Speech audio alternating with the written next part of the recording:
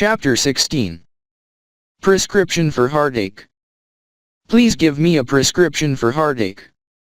This curious and rather pathetic request was made by a man who had been informed by his doctor that the feelings of disability of which he complained were not of a physical nature. His trouble lay in an inability to rise above sorrow. He was suffering from an ache in his personality as a result of grief. His doctor advised him to secure spiritual consultation and treatment. So, continuing to use the terminology of medicine, he repeated his question: is there a spiritual prescription which will reduce my constant inner suffering? I realize that sorrow comes to everyone and I should be able to meet it the same as others. I have tried my best but find no peace. Again he asked with a sad, slow smile, give me a prescription for heartache. There is indeed a prescription for heartache. One element in the prescription is physical activity. The sufferer must avoid the temptation to sit and brood. A sensible program which substitutes physical activity for such fruitless brooding reduces the strain on the area of the mind where we reflect, philosophize, and suffer mental pain. Muscular activity utilizes another part of the brain and therefore shifts the strain and gives relief. An old country lawyer who had a sound philosophy and much wisdom told a sorrowing woman that the best medicine for a broken heart is to take a scrubbing brush and get down on your knees and go to work. The best medicine for a man, he declared, is to get an axe and chop wood until physically tired. While this is not guaranteed to be a complete cure for heartache, yet it does tend to mitigate such suffering. Whatever the character of your heartache, one of the first steps is to resolve to escape from any defeatist situation which may have been created around yourself, even though it is difficult to do so, and return once again to the normal course of your life. Get back into the mainstream of life's activities. Take up your old associations. Form new ones. Get busy walking, riding, swimming, playing. Get the blood to coursing through your system. Lose yourself in some worthwhile project. Fill your days with creative activity and emphasize the physical aspect of activity. Employ healthy mind-relieving busyness, but be sure that it is of a worthwhile and constructive nature. Superficial escapism through feverish activity merely deadens pain temporarily and does not heal, as, for example, parties and drinking. An excellent and normal release from heartache is to give way to grief. There is a foolish point of view current today that one should not show grief, that it is not proper to cry or express oneself through the natural mechanism of tears and sobbing. This is a denial of the law of nature. It is natural to cry when pain or sorrow comes. It is a relief mechanism provided in the body by Almighty God and should be used. To restrain grief, to inhibit it, to bottle it up, is to fail to use one of God's means for eliminating the pressure of sorrow. Like every other function of the human body and nervous system, this must be controlled, but it should not be denied altogether. A good cry by either man or woman is a release from heartache. I should warn, however, that this mechanism should not be used unduly nor allowed to become a habitual process. Should that happen, it partakes of the nature of abnormal grief and could become a psychosis. Unrestraint of any kind should not be allowed. I receive many letters from people whose loved ones have died. They tell me that it is very difficult for them to go to the same places they were in the habit of frequenting together or to be with the same people with whom they associated as a couple or as a family. Therefore they avoid the old-time places and friends. I regard this as a serious mistake. A secret of curing heartache is to be as normal and natural as possible. This does not imply disloyalty or indifference. This policy is important in avoiding a state of abnormal grief. Normal sorrow is a natural process and its normality is evidenced by the ability of the individual to return to his usual pursuits and responsibilities and continue therein as formerly. The deeper remedy for heartache, of course, is the curative comfort supplied by trust in God. Inevitably the basic prescription for heartache is to turn to God in an attitude of faith and empty the mind and heart to Him. Perseverance in the act of spiritual self-emptying will finally bring healing to the broken heart. This generation, which has suffered fully as much if not more heartache than people in preceding eras, needs to relearn that which the wisest men of all time have known, namely, that there is no healing of the pain suffered by humanity except through the benign ministrations of faith. One of the greatest souls of the ages was Brother Lawrence, who said, "If in this life we would know the serene peace of paradise, we must school ourselves in familiar, humble, and loving converse with God. It is not advisable to attempt to carry the burden of sorrow and mental pain without divine help, for its weight is more than the personality can bear." The simplest and most effective of all prescriptions for heartache then is to practice the presence of God. This will soothe the ache in your heart and ultimately heal the wound. Men and women who have experienced great tragedy tell us that this prescription is effective. Another profoundly curative element in the prescription for heartache is to gain a sound and satisfying philosophy of life and death and deathlessness. For my part, when I gained the unshakable belief that there is no death, that all life is indivisible, that the here and hereafter are one, that time and eternity are inseparable, that this is one unobstructed universe, then I found the most satisfying and convincing philosophy of my entire life. These convictions are based upon sound foundations, the Bible for one. I believe that the Bible gives us a very subtle, and as will be proved ultimately, a scientific series of insights into the great question, what happens when a man leaves this world? Also the Bible very wisely tells us that we know these truths by faith. Henry Bergson, the philosopher, says that the surest way into truth is by perception, by intuition, by reasoning to a certain point, then by taking a mortal leap, and by intuition attaining the truth. You come to some glorious moment where you simply know. That is the way it happened to me. I am absolutely, wholeheartedly, and thoroughly convinced of the truth of which I write and have no doubt of it, even to an infinitesimal degree. I arrived at this positive faith gradually, yet there came one moment when I knew. This philosophy will not ward off the sorrow which comes when a loved one dies and physical, earthly separation ensues. But it will lift and dissipate grief. It will fill your mind with a deep understanding of the meaning of this inevitable circumstance. And it will give you a deep assurance that you have not lost your loved one. Live on this faith and you will be at peace and the ache will leave your heart. Take into your mind and heart one of the most marvelous texts in the Holy Bible, "Eye hath not seen, nor ear heard, neither have entered into the heart of man, the things which God hath prepared for them that love him." I Corinthians 2:9. This means that you have never seen, no matter what you have seen, however wonderful it is, you have never seen anything to compare with the marvelous things that God has prepared for those who love him and who put their trust in him. Moreover, it says that you have never heard anything to compare with the astonishing marvels that God has laid up for those who follow his teachings and live according to his Spirit. Not only have you never seen nor ever heard, but you have never even dimly imagined what he is going to do for you. This sentence goes all out in promising comfort and immortality and reunion and every good thing to those who center their lives in God. After many years of reading the Bible and being intimately connected with all the phases of the lives of hundreds of people, I wish to state unequivocally that I have found this biblical promise to be absolutely true.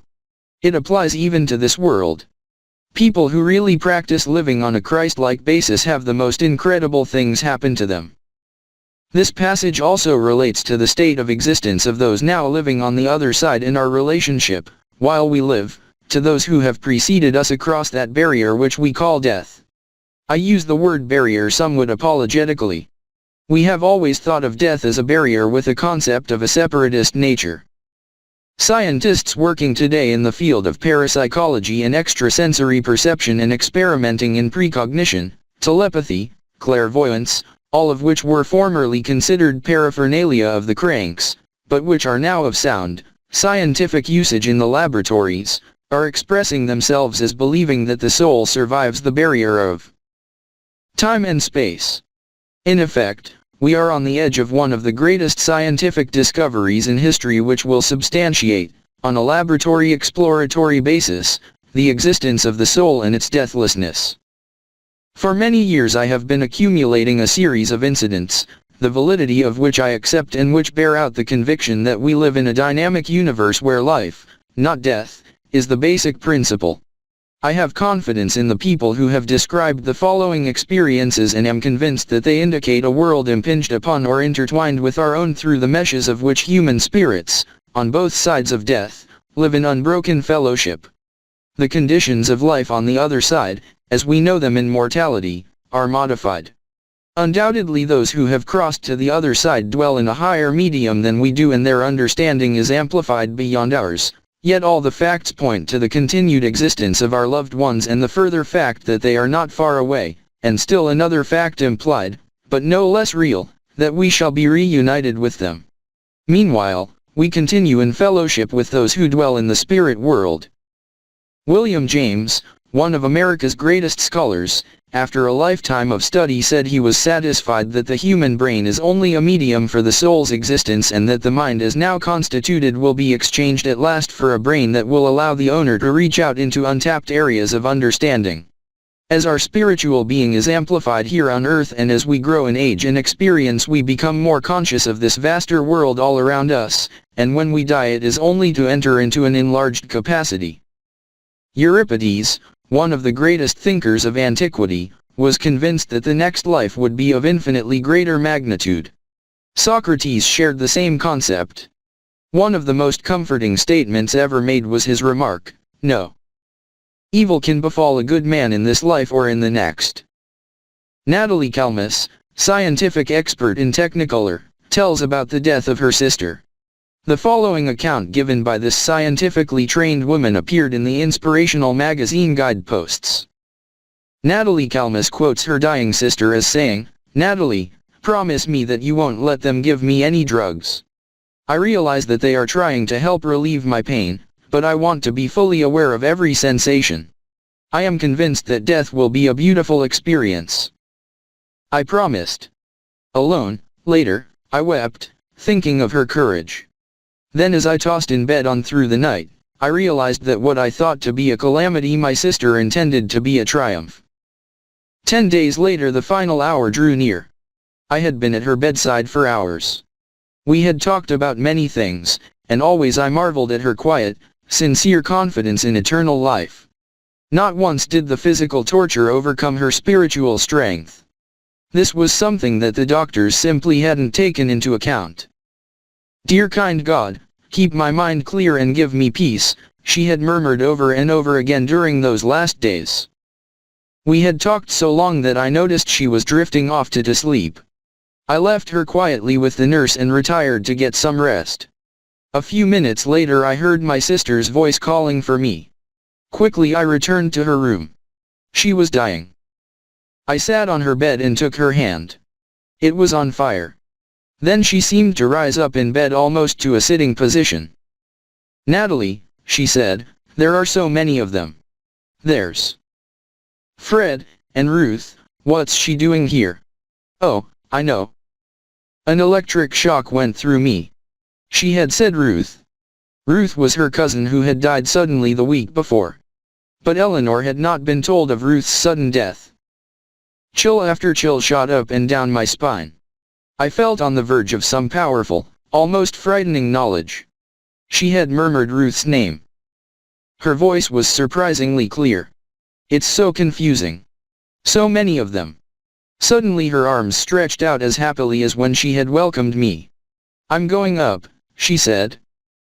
Then she dropped her arms around my neck and relaxed in my arms. The will of her spirit had turned final agony into rapture. As I laid her head back on the pillow, there was a warm, peaceful smile on her face. Her golden brown hair lay carelessly on the pillow.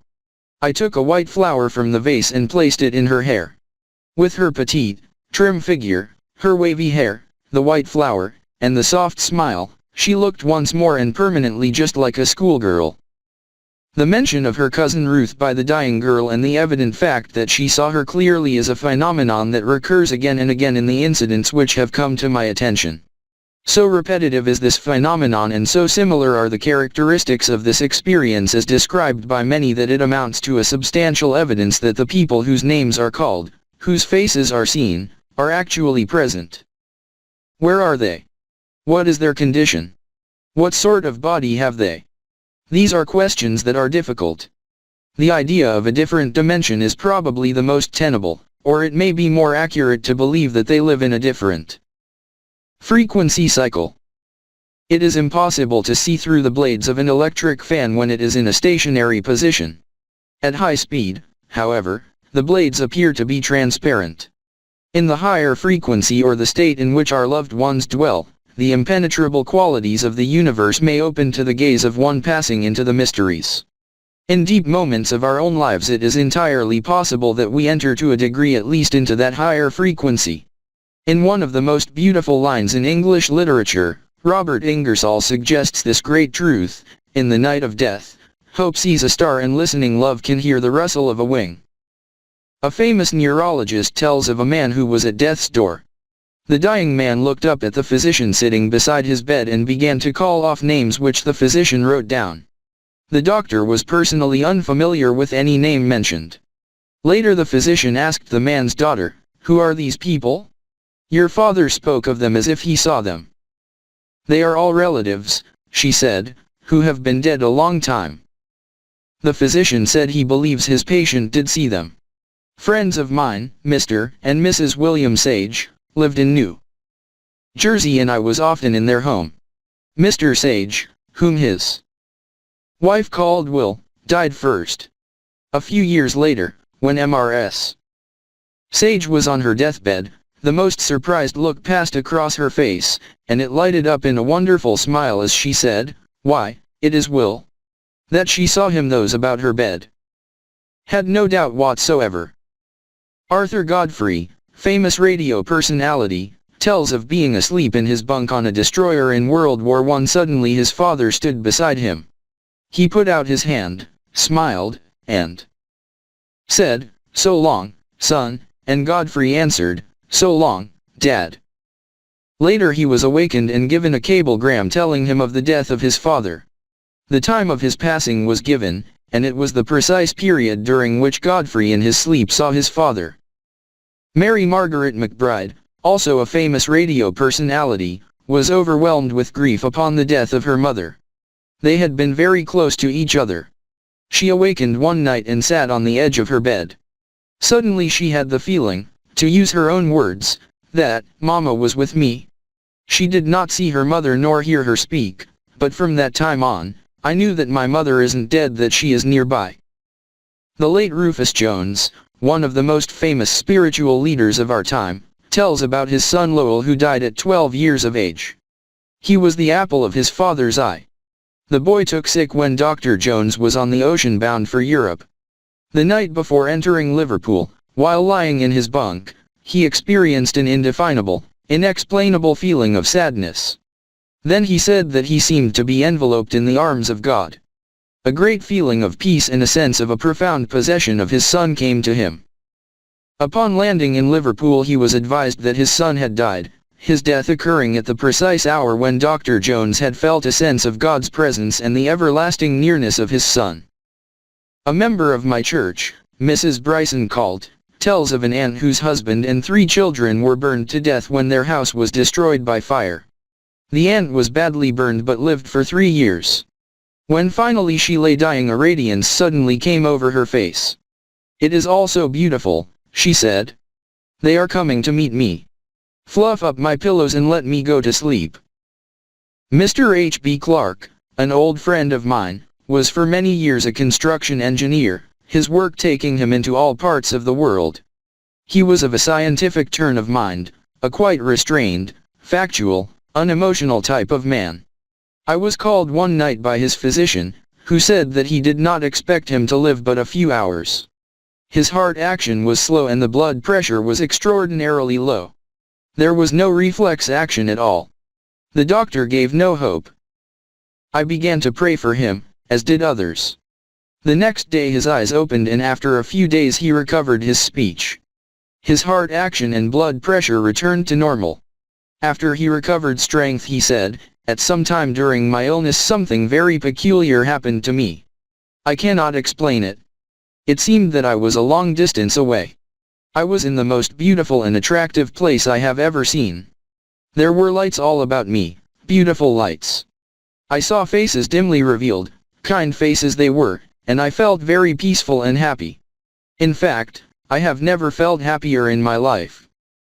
Then the thought came to me, I must be dying. Then it occurred to me, perhaps I have died. Then I almost laughed out loud, and asked myself, why have I been afraid of death all my life? There is nothing to be afraid of in this. How did you feel about it? I asked. Did you want to come back to life?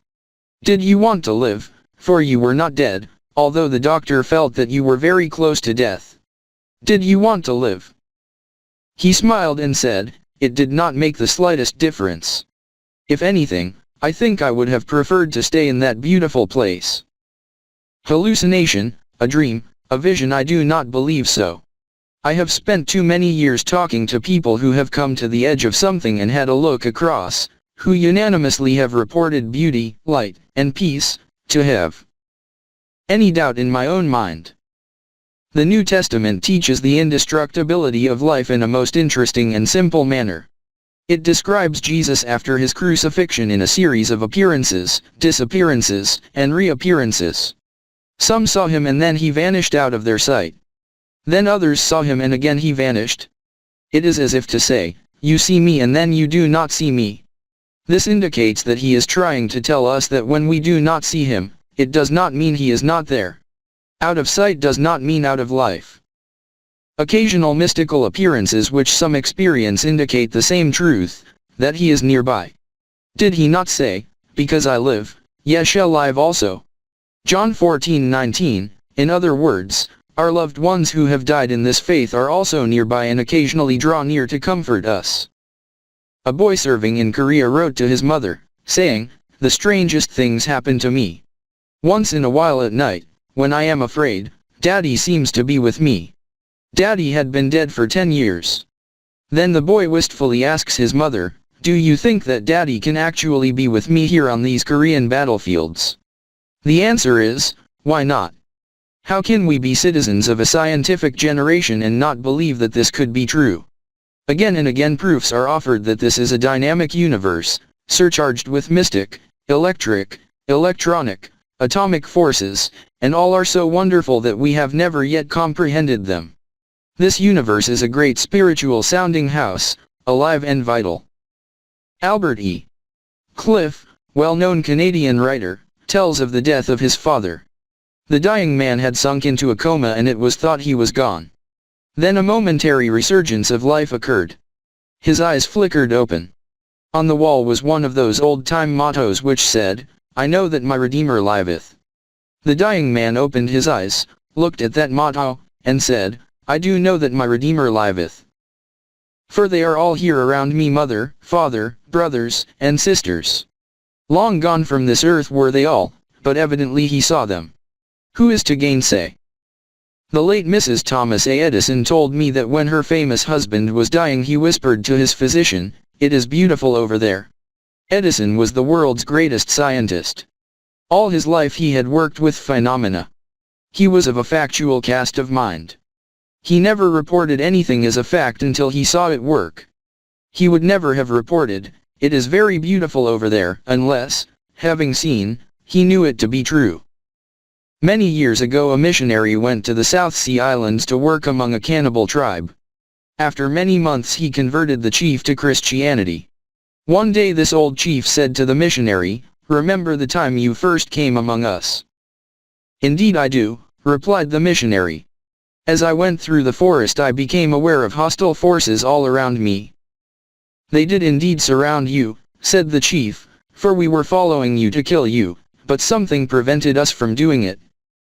And what was that? Asked the missionary. Now that we are friends, tell me, coaxed the chief, who were those two shining ones walking on either side of you? My friend, Jeffrey O'Hara, famous songwriter, author of the popular World War I song, Katie, also, There Is No Death, Give a Man a Horse He Can Ride, and other songs, tells of a colonel in World War I whose regiment was wiped out in a bloody engagement.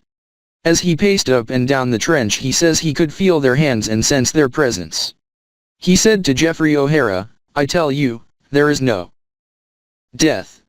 Mr. O'Hara wrote one of his greatest songs using that title, There Is No Death. Of these deep and tender matters I personally have no doubt whatsoever. I firmly believe in the continuation of life after that which we call death takes place. I believe there are two sides to the phenomenon known as death, this side where we now live and the other side where we shall continue to live. Eternity does not start with death. We are in eternity now. We are citizens of eternity.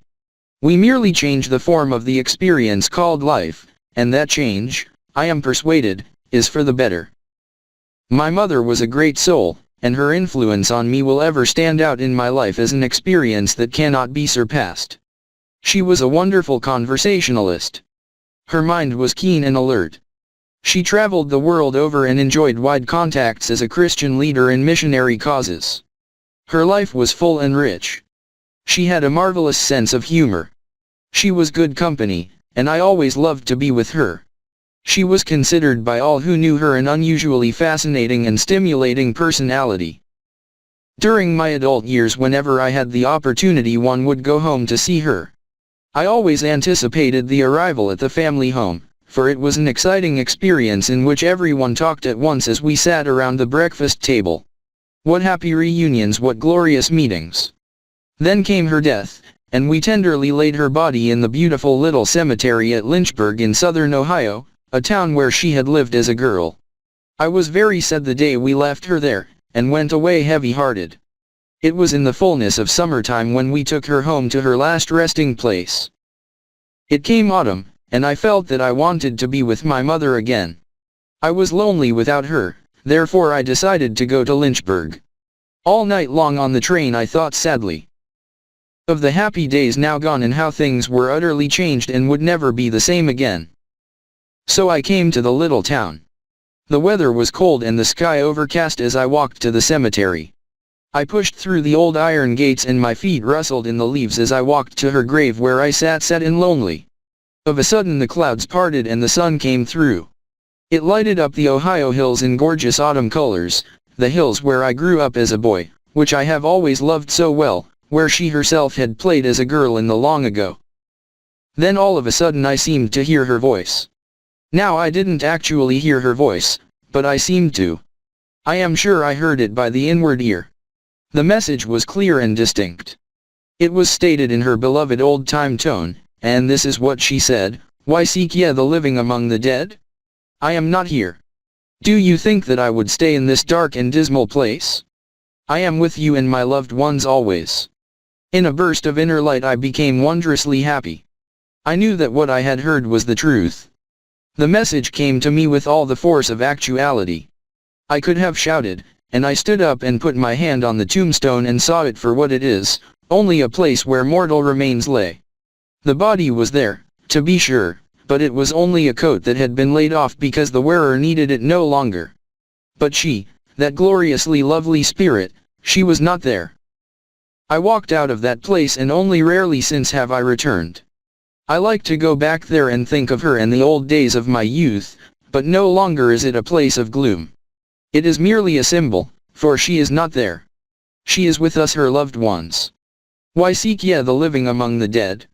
Luke 24:5. Read and believe the Bible as it tells about the goodness of God and the immortality of the soul. Pray sincerely and with faith. Make prayer and faith the habit of your life. Learn to have real fellowship with God and with Jesus Christ. As you do this, you will find a deep conviction welling up in your mind that these wonderful things are true indeed. If it were not so, I would have told you. John 14:2, you can depend upon the reliability of Christ. He would not let you believe and hold convictions so sacred in nature unless they are absolutely true. So in this faith, which is a sound, substantial, and rational view of life and eternity, you have the prescription for heartache.